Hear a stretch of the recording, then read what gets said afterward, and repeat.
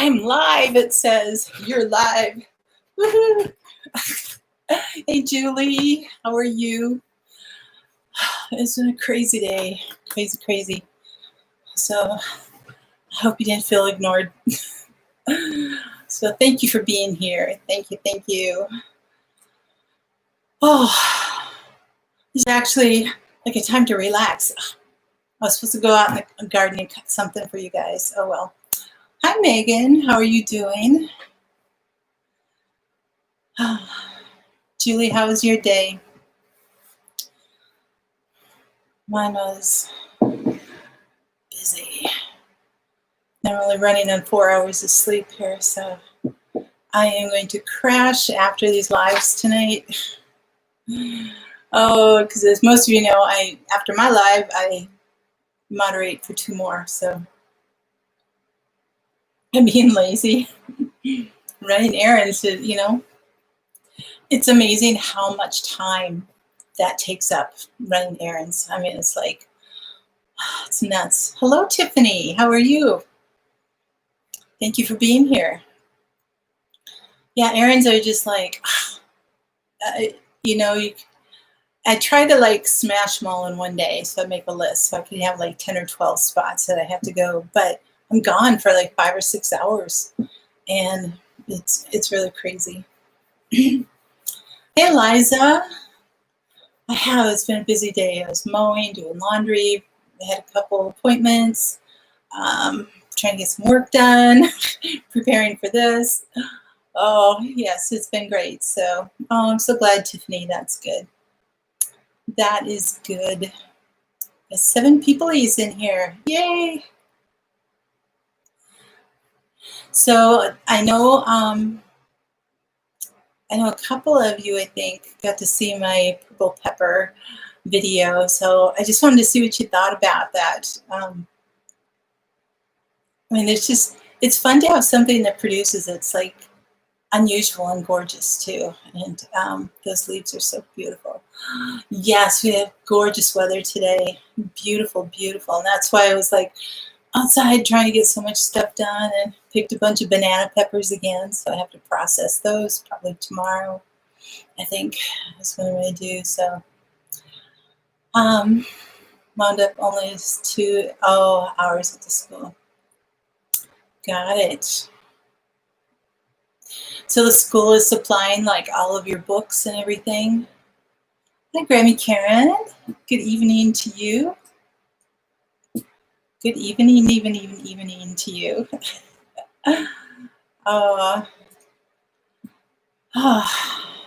I'm ambushed. I am bushed. It's been a crazy time. My brother got his port put in today, and he starts chemo tomorrow. So they said that his liver cancer is incurable. He'll never go into remission, and that they're just pretty much trying to make him comfortable. So he's just 60. So, we've got people around the world praying for him, and so of course we're praying for a miracle, praying for all that. But if you guys could keep him in your prayers. His name is Pete. That'd be awesome. And I will let you know. Thanks, Tiffany. Thank you, Karen. Yeah, I will let you know if things come up where I just can't be live, and stuff like that. So we'll just have to take it a week at a time, see where things are. But anyway, most of those are on computers. Oh, art supplies. Oh, cool. Stuffed peppers. This is the year of the peppers. I think everybody across the nation is doing well with peppers. I've heard that cucumbers have been tough, but peppers are doing awesomely. I mean, last year I didn't even get 1 pepper out of my stuff, and it was, I moved beds did something different, put different plants in. We have different weather this summer, and they're just like phenomenal. They're just going like crazy. So, oh, Megan, thank you so much. Hey, Shayla. How are you doing? Yes, they do like the heat. They do. Whereas the beans and tomatoes don't like, that super heat. The peppers do. So it's too bad we can't really, other than freezing the peppers and of course making pickled peppers, but to be able to have some like fresh, we could dehydrate them too, but it's just never the same as having a fresh pepper like you can stuff or slice up or cut up for other things. So thank you, Eliza. 21-year-old is battling. Oh, yes, it is hard. It really is. So your peppers are just now really starting to blossom. Oh, okay. Did you start them late, Shayla? That's awesome, Tiffany. Way to go for the first year. That is so super. Super, super. We had severe rain and storms on, it was Thursday and Friday. And it was just like, tornado watch. We're just deluge of rain and lightning and thunder, just the whole storm thing. And there was flash flooding. There was all kinds of stuff going on. So yeah, I looked out at one point in my raised bed with my onions in it. It had like 2 inches of just water. It was just like a little lake in there. The onions were just like not floating, but they were. I'm just glad that it just like drains quickly and it doesn't like just sit in there. So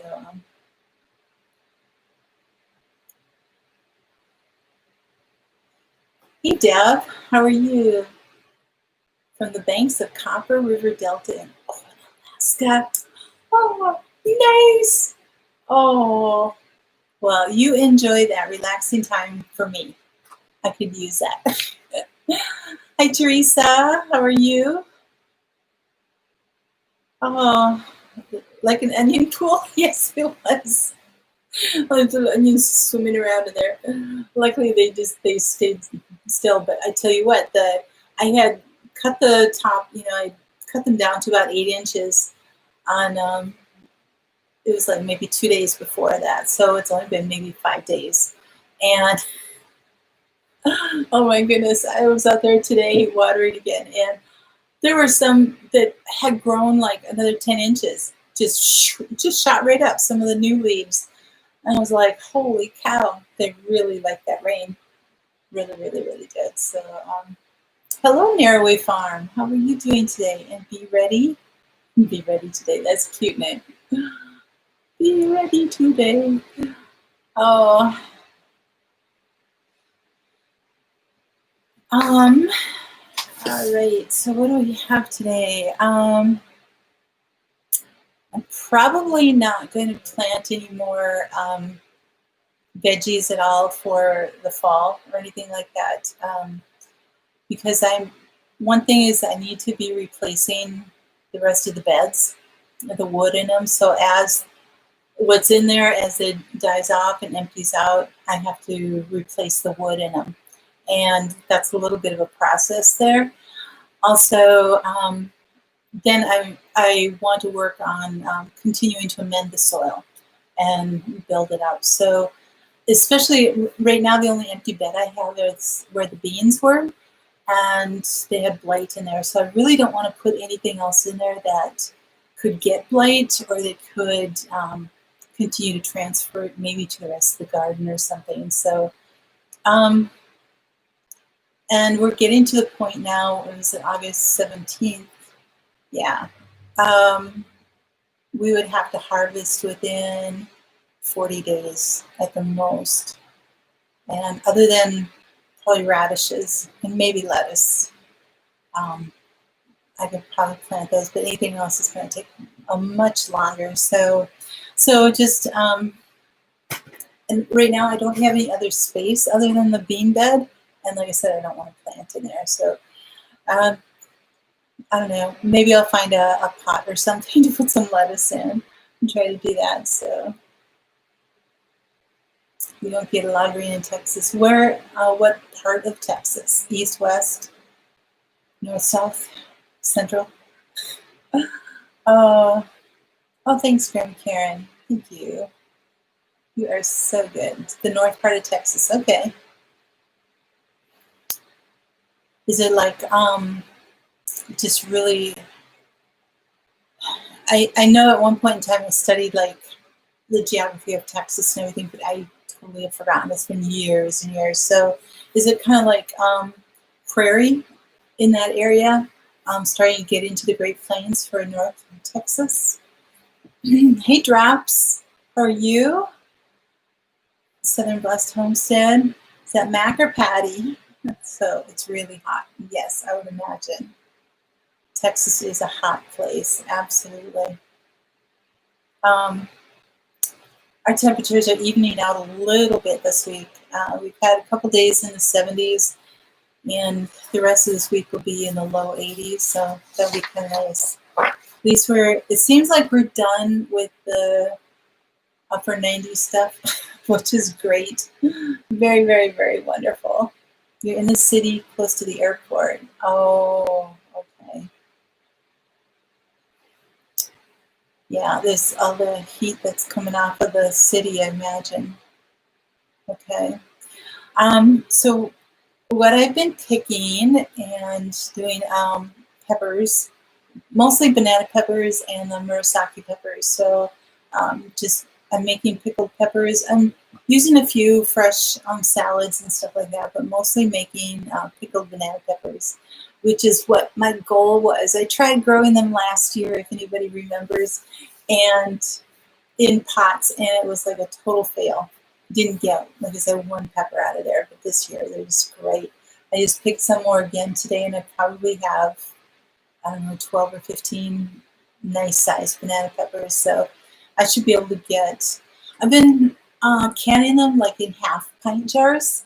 So I should be able to get maybe 5 or 6 half pint jars, I think, out of what I got. And so I'm pretty excited about that. And what I've been doing is I made up a batch of the brine, and you know what I have coming in, if I have 2 jars, then I can add that to another pack of canning, or if I have 5 jars or 6 jars, I can can that or whatever. And when on my leftover brine, I'm putting it in the refrigerator and using within a few days. I mean, I don't want to let it sit 2 or 3 weeks in there, but so that I've got the brine and just reheat it, boil it up again, and then I can use that. So it's like, yay! I know, so good. Chickens are walking around with their that's funny. Patty, you're getting ready to make mock pineapple. Ooh, I think, oh, Julie, is that what you were talking about? Yes, she did that. And I didn't get to find out if you had eaten it yet, but you must have tried it. So,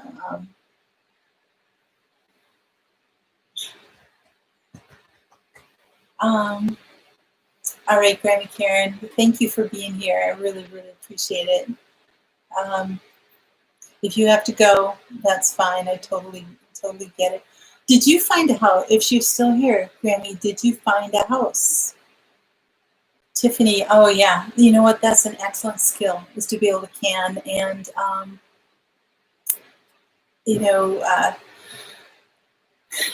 start with like water bath or something like that.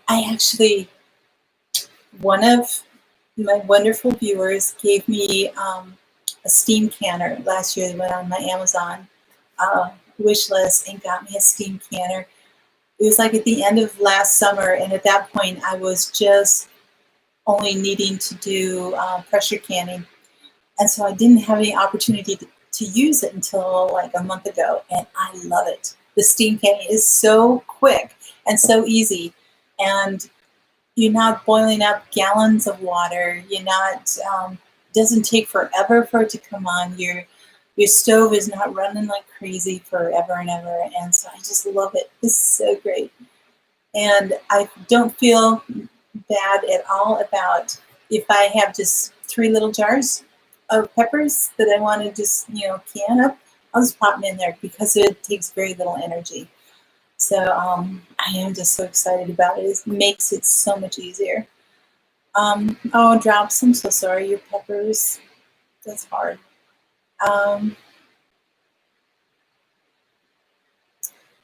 Hey, Tinker's wife, another Patty in here. So thank you for being here. Matt and Sarah and the gang. Oh, no problem. Don't worry about it. Just got back from the chiropractor. I went last week. So you end up out in the pig pasture almost every time. Oh, I know. It's not an easy time. It's 6 o'clock Central. It's what I started out over a year ago, and it was a year in April or early May. Can't remember now the date.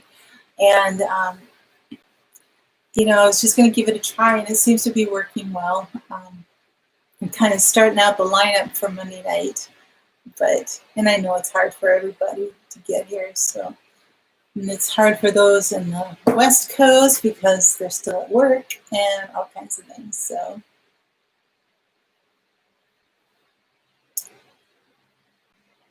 Patty, that's awesome that you do that. That's great.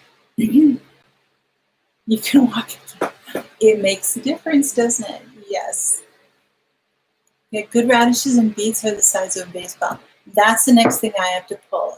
My beets are ready to pull. So I have never made pickled beets before. So it's going to be a new one for me. I might save 1 or 2 to try because historically I haven't liked beets, but I'm really, really trying this year.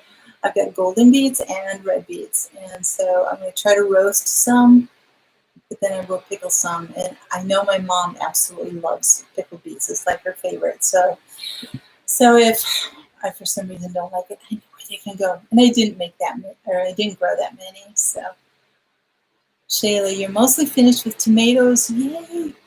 92 quarts. Oh my goodness, Shayla. Oh, you poor thing. Your body must just hurt. That's a homegrown peach. Ooh. Yeah, remember last week I told you I'd been gifted a crate of peaches, and I made up, like 3 or 4 different kinds of peach salsa and relish and stuff that was mixed with like different peppers and then different fruits, and it was just like, oh, so good. Plus canned a bunch of just straight peaches in a really light syrup, but it was like, I think I ate maybe 2 of them fresh. And they're just like so delicious. That's so great that you can grow them yourself. Hey, Henry's honey. Hi, how are you doing? I know I'm a little bit behind here. There we go.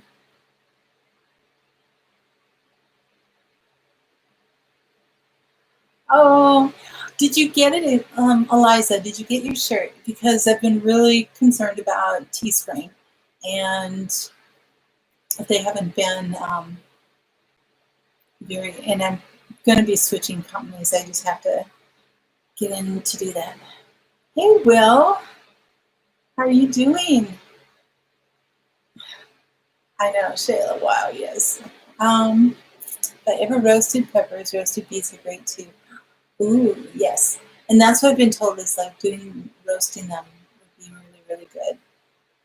The salsa, oh my goodness, yes. I made also, I call it a tropical fruit relish. It had pineapple, because some of these things were left over because I didn't have it. I had too much for the recipes that went with the peaches. So I had one that was pineapple and mango and papaya and kiwi. And so I had all of those fruits mixed in. And then I had a little bit of green pepper in there, a little bit of red onion, and then cinnamon, a couple other little things, but I don't remember. So it was very like a fruity, sweeter type of relish. And I mean, it looked like a salsa, but they called it a relish, so I don't know.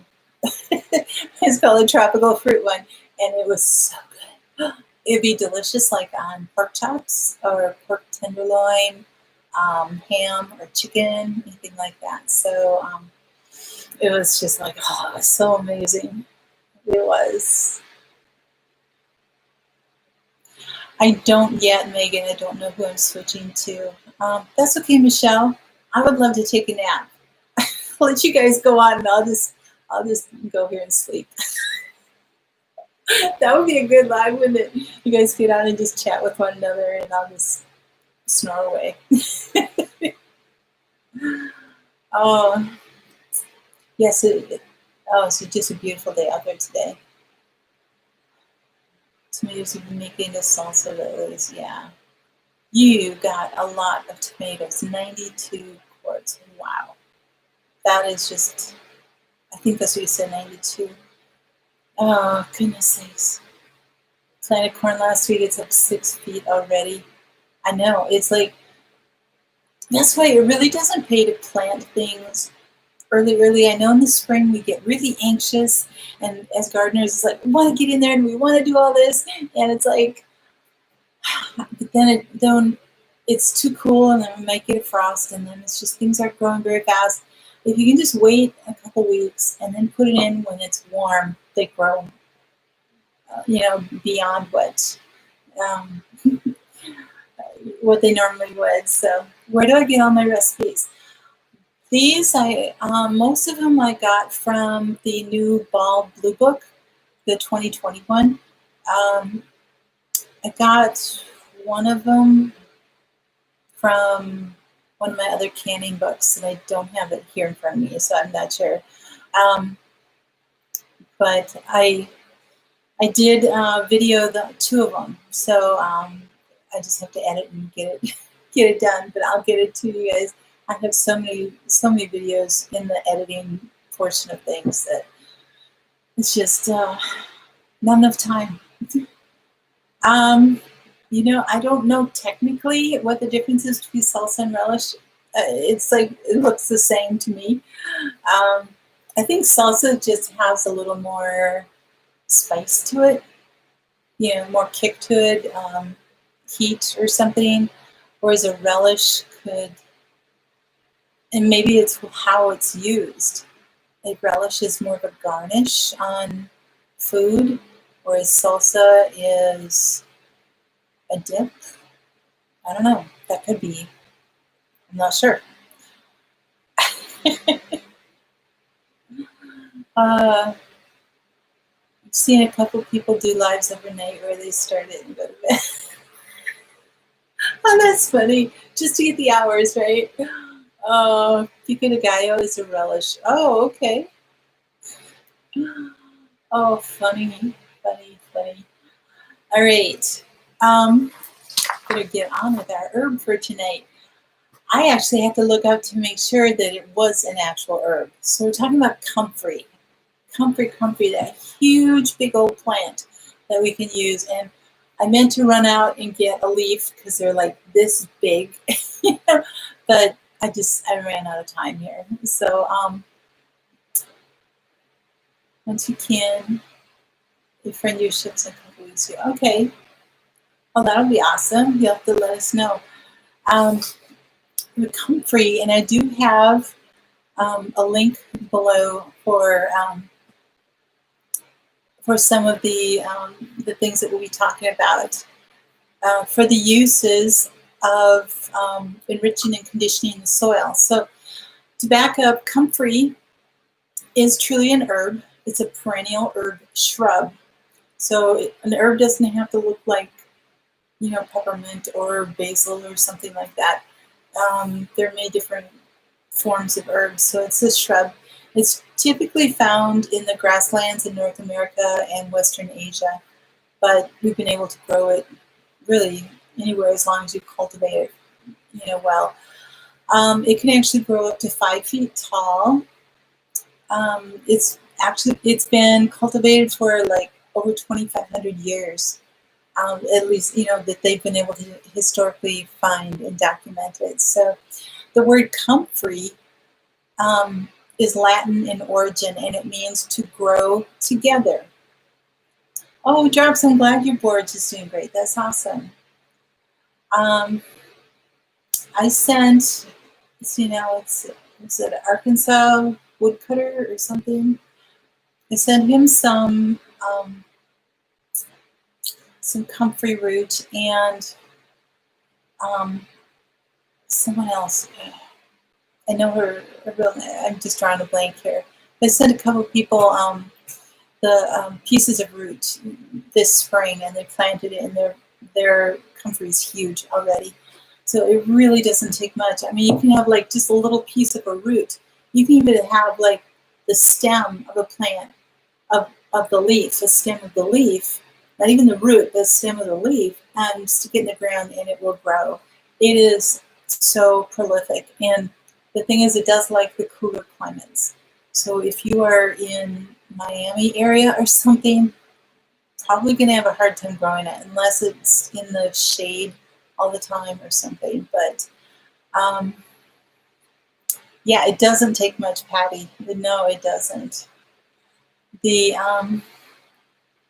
So Megan, oh, Shayla, you got one comfrey to come up from seed. Oh, okay. Yes, if you started from seed, it actually takes a couple years. So if you can get a piece of root, it's a quicker way to go. They'll still grow nice and big, but it's going to take a while. Megan, you stuck comfrey underneath in a bed you made a few weeks ago, and it wound up sprouting in the corner.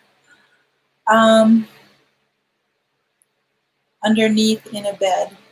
I'm not sure. I'm not visualizing that position on there. One sprouting in the corner. It could be that it was like upside down or something. I don't know. And it just went into a different direction, or it got moved around or something. I don't know.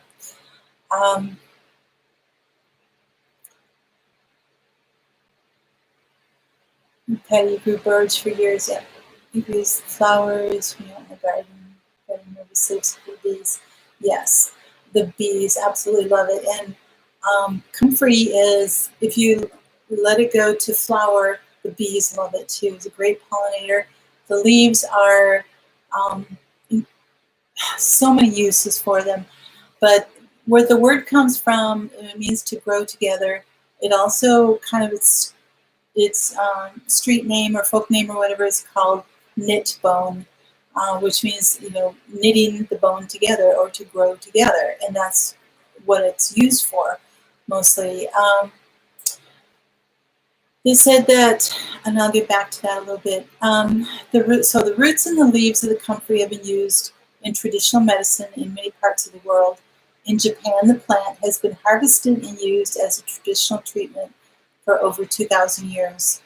So it's used to treat muscle sprains, bruises, joint inflammation, even fractures and everything else. So it can also help with arthritis and gout, anything that's inflamed.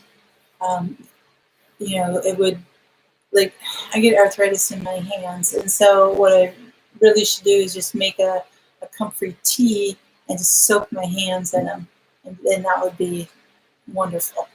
And I need to do that.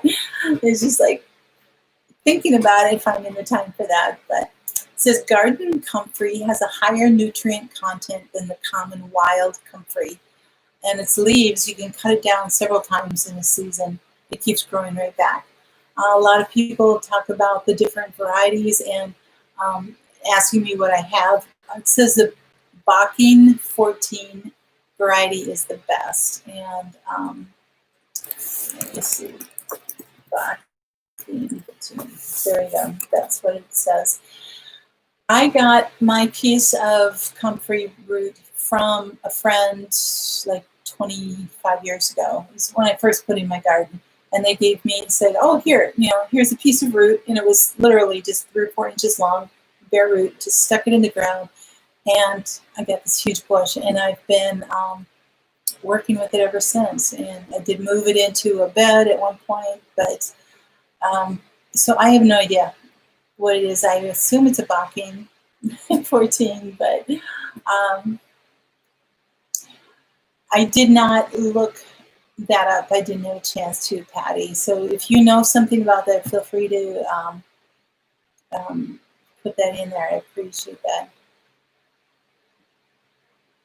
You are cutting the leaves, not roots, laid in on the side, then covered up with compost and food scraps. Okay. If there was the leaves, again, if you cut the leaf with the stem will root. So it's possible that you just had that all mixed up in there, and then that just got in there and that rooted from the stem. If it's in your compost, then so you compost your bed. If you don't want it there, you're just gonna have to dig it up and make sure that you get everything out of there. And so, so Backing 4 has more leaf production than 14 does. Okay. The only thing I came across was Backing 14. So like I said, what I've got and what I've been growing, somebody gave to me and just said, here's some comfrey. And it's like, okay. And we didn't have, you know, goodness, 25 years ago, we didn't have all the internet stuff that we do today, you know, to be able to search. There was no Google search. There was no videos, no nothing. So, and there wasn't anything in the books that I had on that, so I just took their word for it. But so the one thing that I want to start with, even though it's something that you only use it externally for any type of medicinal use, only externally. It is toxic to the liver when taken internally or used on open wounds. So don't put a leaf or the tea on an open wound either. So, okay, Patty, got it. Culture is probably feed for animals. Okay, because what I read is that it's toxic to both humans and animals. So maybe that's the 4 is not as toxic as the 14. Not sure. So you'd have to really, really, really know what you have and really research it before you give it to any of your animals in that way. So yes, it is a perennial. It loves, mine is in full sun and it loves it, but it does well in full sun or partial shade or in the shade, depending on your climate, I think. If you're in a hot climate, that would be fine to keep it in the shade. So the roots of the leaves of the comfrey plant. So you've got your roots that are in the ground and they put in tap roots. I mean, they reach way down. That's why you really don't need to be fertilizing them at all, because they go way down and get the nutrients from deep down in the soil. But the leaves are, is what we're going to use most often with different things. So 14 is, okay, 4 is a good animal fodder. Low in pH tends to run a little more wild. Okay. 14 is high production, best for compost. Okay, got it. Yours grows in bright shade, does very well.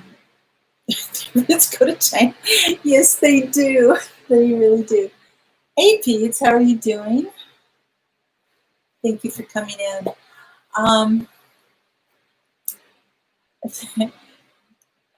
Oh, they do go to China. So, all right. So, the roots of the leaves of the comfrey plant contain a chemical substance called allantoin. And rosmarinic acid. It boosts the growth of new skin cells and also helps relieve pain and inflammation. You can make oils out of them, extracts, different things like that. I have dried my leaves in the past, left them whole, and then when I've needed them in the winter, let's just pretend this is a leaf, okay? And let's say I've got some tendonitis going on in my wrist or in my elbow or something, but I've done something that's made my wrist really jinky here.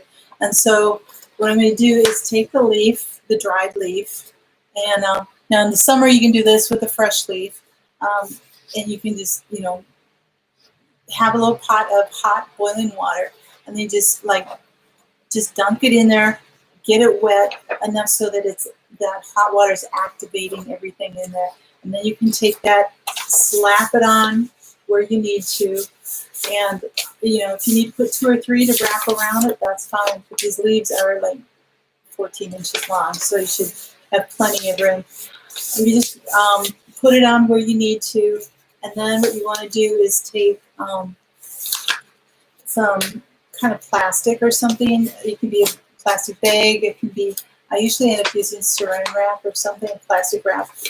And I will take it and wrap that around so it holds it in. And what you want to do is that your body heat will continue to keep that warm and activate it, as well as keeping the moisture in. And all of that then goes down through your skin to your bones and muscles, and it helps to heal it. And you want to put that on for about 20 to 30 minutes or something.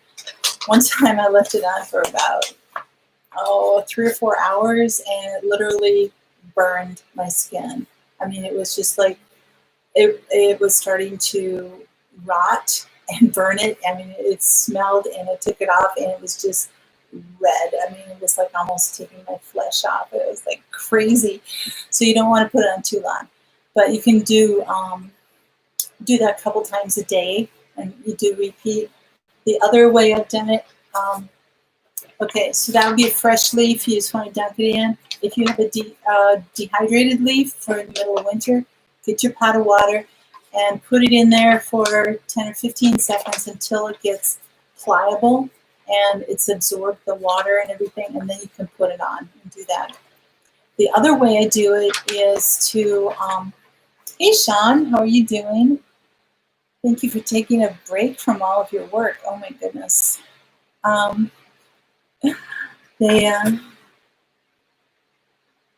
It takes a couple years, Eliza, from seed. So you have to be patient with it from seed. This way, it really, really helps to get it from the root, but you'll still get it. It'll be there. So hopefully next summer you'll be able to see some really coming forth and taking there. Then the other way that I've done it, either fresh or dried leaves, is to take, like, especially if they're a little smaller leaf or something, I'll take a couple of them, 2 or 3 of them, put them in like 1.5 quarts or something of boiling water in a pan. So boil your water and boil the water first, then put the leaves right in there and let them steep for anywhere from 10 minutes, even up to an hour. I've let them sit in there just to get it really good and concentrated and making that tea. Now, it's not a tea to drink, okay? So I want to make sure you know that it's not a tea to drink. So anyway, then I would take the leaves out of there and then actually have the tea that could make a poultice out of it. So I would like put a cloth in there, saturate it, and then wrap that cloth around where I would need it, and then let that be on there. The other way you could do it, if it's, let's say it's a foot or just your fingers or something like that, you could have that tea and then just like soak your hand in there or soak your foot in it, different things like that. The one thing I like about the tea is, like, okay, let's say I want to do it once a day for 3 or 4 days or something. I don't want to keep making a whole new batch just for 10 minutes of soaking. So what I'll do is I will actually save that, put it in the refrigerator, take it back out, heat it up, not to boiling, just heat it up so it's warm enough for me to be using on my skin, and then use it for whatever I need, and then, put it back in the refrigerator or something. So Now, if you're putting a dirty foot in there each time, I don't know that you want to save it, but anyway, so that's really good ways to do it. So it does help to, it really, really makes a difference. My youngest brother, a few years back, broke his foot, and it was just not healing right, and they were doing everything they could, and months were going by, and they'd go back to the doctor, get an x-ray, and say, no, keep that boot on, it's just not healing. And I finally was like, you know what, you need to try this COMFREY, and so made up a solution for that, and they started wrapping his foot every night before I went to bed, and for 10 or 15 minutes, and the next time I went to the doctor, it was perfectly healed. So I've not only experienced the healing myself in that kind of thing, and like I said, it helps muscle strain too, like tendonitis and everything else. So, yep, Patty, it does. It lasts longer that way. So, let me see. Yes, so really, I know there's some people that, and even I tried doing a tea to drink for a couple times, but it was messing me up, and that was before I found out that it was something that could be potentially carcinogenic, and I was like, oh, okay, this is not good. So I mean, there's years and years ago, there's 20, 25 years ago, before I really knew about it. So I know that there's people on both sides of the argument with that, oh, it's okay to drink, it's everything. It's like, I tend to err on the side of caution. And it's like, why push it if you don't need to? And it's like, there are other things that can be used for it. Use COMFREY for what it should be used for. And, that's my philosophy with that. So, okay. So, anyway, part of what the COMFREY does is stimulates cell production, and so you can actually use it on your trees that would have a wound. Maybe the rabbits ate it, started chewing on it, or you ran into it with your lawnmower, like an apple tree or something like that. You could actually take your COMFREY leaves, get them in some hot water, somehow even just get it a little bit wet, and you could like pound it. It's something just to activate the stuff in there. But then you could wrap the trunk and put something around it so that it stays on, and that will help heal your trees. And also, you can do with the same thing with animals. If you see a horse that the forelock is strained or something like that, wrap it, and just you can do your dogs, cats, anything like that. So back strain, you could probably make a tea, and if you made enough of it, made like a couple gallons of it or something, and you could put a bigger towel in there, and then you could put that towel on your back, let's say a nice size hand towel or something, and then soak that and then put it on your back, and it might help. I don't know, I've not tried that before, but you can, I mean, it's worth a try. So yes, it would add a lot of issues to ingest it, and so I just would like just stay away from that, and I'm not going to do no, actually it does help a lot to plant them at the base of the trees. And let me see. I've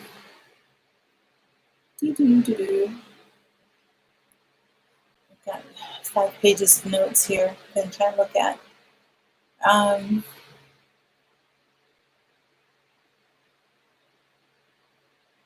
Sorry. But yes, there are many plants that, let's just go through the health benefits. Hold on a second, let me see here.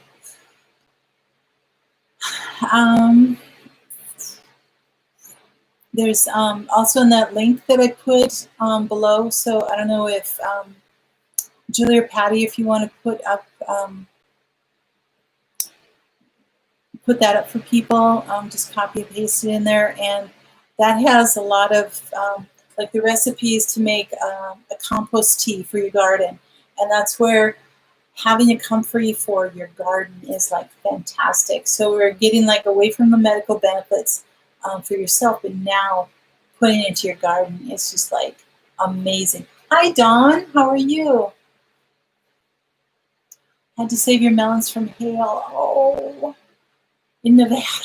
Oh my goodness. Oh wow.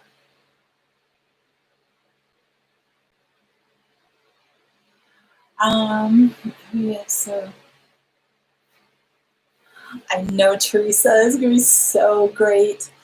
I can tell that Lippy and Buddy are just over the moon excited, and that's so great. And I know that you guys are excited too. I haven't seen Lee so giddy for a while. That's so great. Well, hello, RNG. How are you doing? It's been a while. Let me see. Okay. Because it's got such deep roots, you do have to be careful how close you plant it to like a small tree or something like that. Probably still want to be about 3 feet away, but it, because of what it is, and then it's, you know, dropping its leaves and then all the nutrients it has, it's like a natural fertilizer for your trees if you planted it around the base of a tree.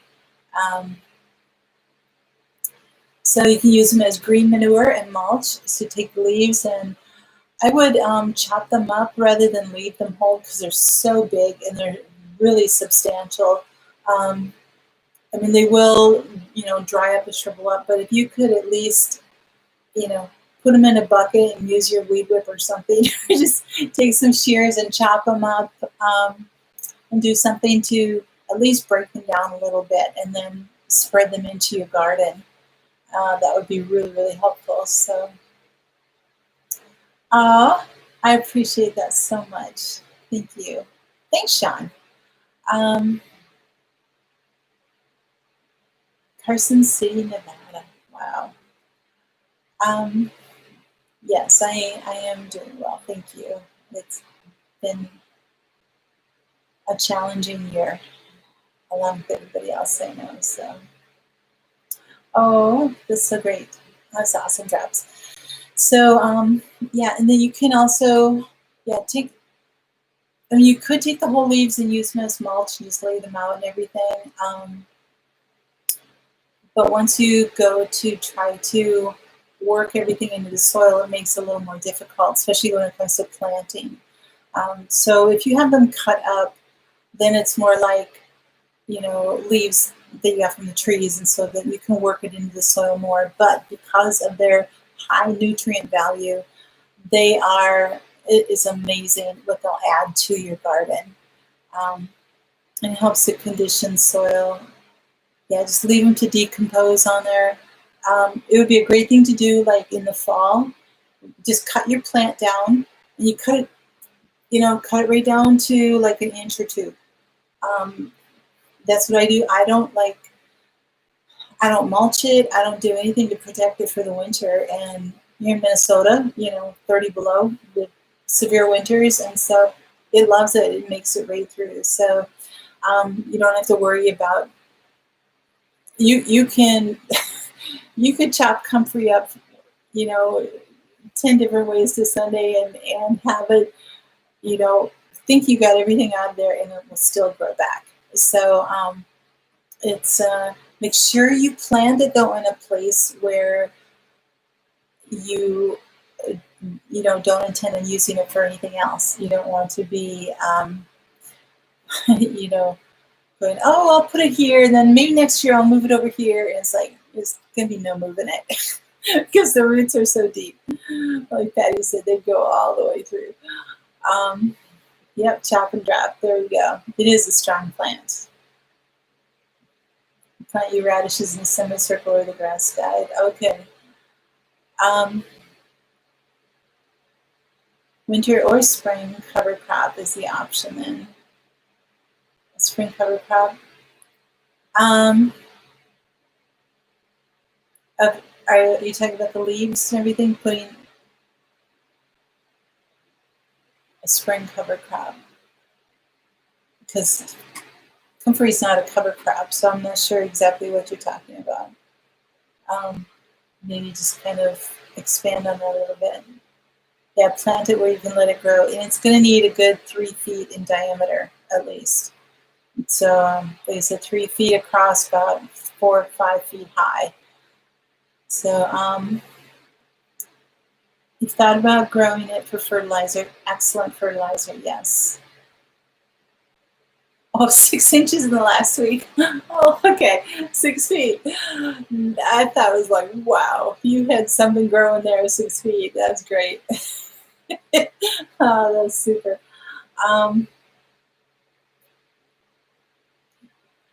Yeah, just kind of letting things grow, but utilize everything from the comfrey that you can in there.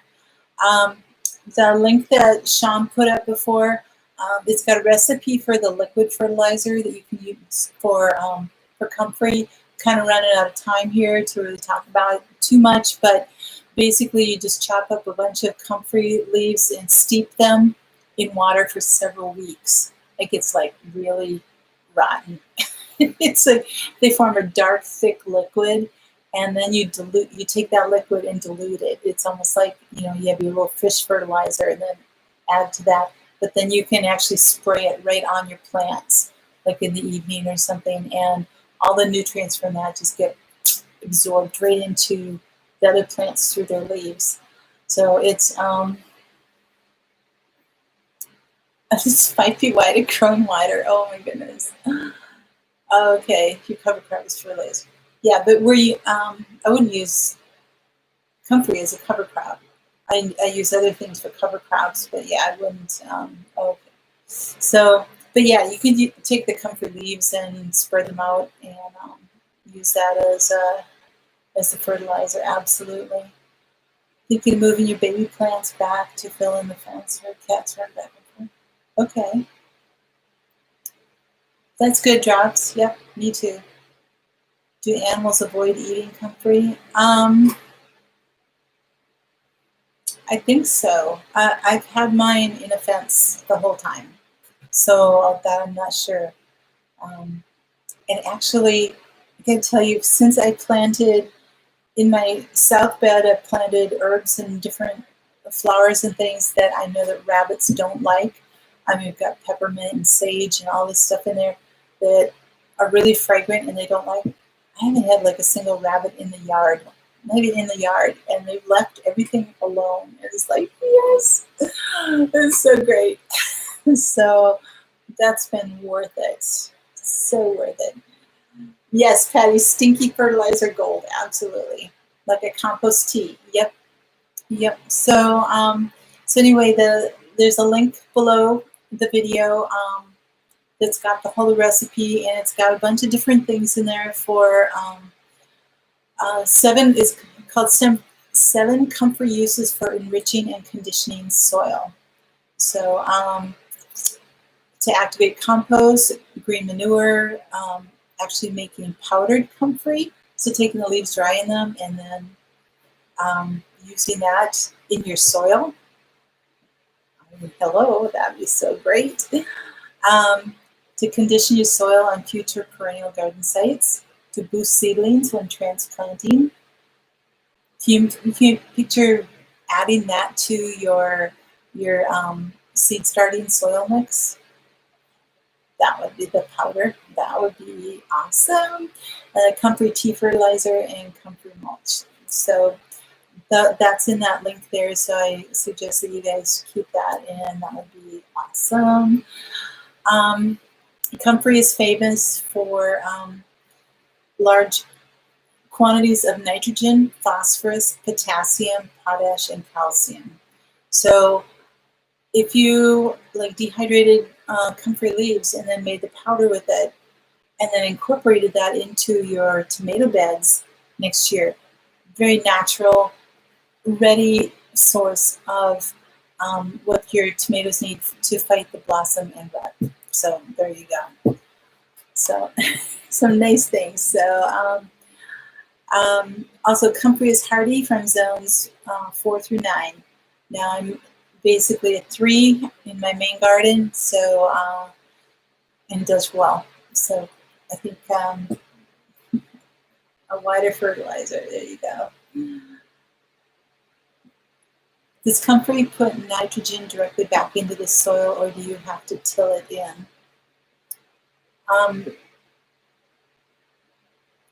Says adding leaves of the comfrey plant to a compost heap gives the compost added nitrogen. So I would say wherever you're putting the leaves, whether in your garden beds or in your compost or wherever it is, it's going to add nitrogen. But you know, and it would be where it's planted, but you have to place the leaves somewhere in order for it to do that. So if that makes sense. So do I have to till it in? You shouldn't have to till it. I mean, you can, but just working it in with like a little hand hoe or your fork or something like that, you can do that. I would imagine even if you had the leaves cut up and just spread them out around the top of your soil, what nutrients in there that are in there will leach down through the soil. So they're not going to like evaporate in the air. They'll still go back down. So you send your sheet mulching, make sure you don't add stems unless you can. Yes, make sure they're just the leaves, not the stems to them. So, all right. Garden tip. Well, just a couple minutes here. Okay, I want you to go through your garden and review how your plants did this summer. Like have a notebook with you or something and write stuff down. But go through the garden and make the notes. Do you need to try different varieties? Were the varieties you use not good for your soil, your climate, and things like that? Do you need to find varieties that are disease resistant or drought resistant or heat resistant, different things like that? So kind of make notes like, okay, these tomatoes did awesomely. I can try those again. And, you know, of course, there are years that things do really well and then things that don't. But, you know, just make the notes now as things are growing instead of in the winter when you're ready to buy the seeds, like, okay, what worked or what didn't work, or it's like, maybe I should really try that again. You know, but to do that. Hello, Chrissy. Hello, Jesus is Lord. Hi, how are you doing? Oh, well, thank you for coming in. So either plant seeds or being gifted roots is the only way to get comfrey. Yes. Yes, it is. Because I don't know, I have not come across a company that will actually sell their root of a comfrey. There might be some. If somebody knows, please, you know, let me know on that. So, all right, our prep tip for the night, because I know we have to get going here. Something that's totally different. You know, it's like, okay, it's the middle of August, and we got to think about winter. And it's like, wait a minute, winter's not till January or February for a lot of people. But it's like here, you know, in the northern states anyway, we have to start thinking about it by October for sure. I mean, because the temperatures start dropping. We can have snow November 1st, and then that's it for the rest of the year. You know, winter is here. But anyway, start thinking now to have weather appropriate clothes for all your family members. I'm considering the times that we're in, here. It's like, it's already hard to find basic things that we need, you know, and it's like, okay, especially if you have kids that are growing, if you have things that are worn out, let's say you need snow boots and you know that they're worn out, start looking for them now. Don't wait until the weather gets cold and it's, you know, then everybody's out and getting them and you won't be able to find what you need. Make sure that you have jackets, boots, hats, mitts, scarves. If possible, go to secondhand stores if they're open or something. Even get summer clothes for next year for your kids that would be a size bigger than what they're at now, so that they have something to wear and just store it away. I don't know if anybody's having garage sales, if that's even open or not, but yeah, late September, absolutely. But, oh, I'm sorry about that, Megan. Yeah. So uniform pants go back, and that leaves one pair of pants. All right. So start, a lot of times we just shop as we need. It's like, oh man, all my jeans are gone, or it's like, kids just grew out of everything. They don't have anything to wear. It's like, okay, let's run to the store and buy everything that we need. That's what we're used to. That's going to change. And so start thinking ahead. Start thinking for the next season, at least, if not the next year, preferably. So don't worry about it, Alicia. I know that life has been there. So anyway, that's okay. If the garden shops are selling garlic yet, I don't know. I think that they would be starting pretty soon. So, all right. But yeah, then store things away. If you buy next summer clothes for your kids and stuff, put them in boxes or in bins. Mark them really, really well so that you can find them and store them away, so that you know.